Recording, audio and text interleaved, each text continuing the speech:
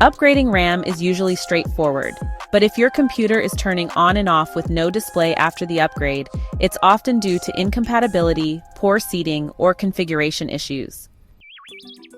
Here's a step-by-step troubleshooting guide to help you fix this. After upgrading RAM, your PC or laptop powers on and off repeatedly, and the display does not come on. Anti-static wrist strap, optional but good practice. Small screwdriver for laptop cases.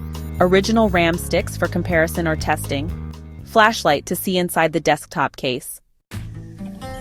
Alright, let's start with the basics. First, turn off the device completely. Then, unplug it from the power source. If it's a laptop, go ahead and remove the battery if that's possible for you. Next, we need to discharge any static electricity. Touch a grounded metal object or use an anti-static wrist strap. This step is crucial as it protects your hardware from any potential static damage. Now let's move on to reseating the RAM. Open the computer case or the RAM panel if you're working with a laptop. Carefully remove all RAM sticks. Then, reinsert one RAM stick firmly until you hear a click. Make sure it's properly aligned with the notch and seated fully.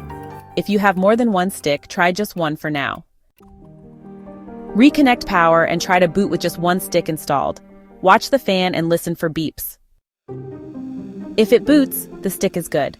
Add another one and test again. If there's still no display, try a different stick if you have one or use the original RAM. Incompatibility is a top reason RAM fails to work, even if it fits. Alright, let's dive into resetting the BIOS. First, you need to locate the CMOS battery. It's that silver coin battery on your motherboard. Once you've found it, go ahead and remove it for about 30 seconds and then pop it back in.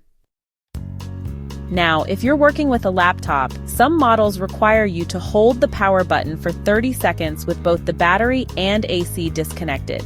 It's a bit different, but just as effective. Moving on to the final step, updating the BIOS. This is optional, but hey, it's recommended.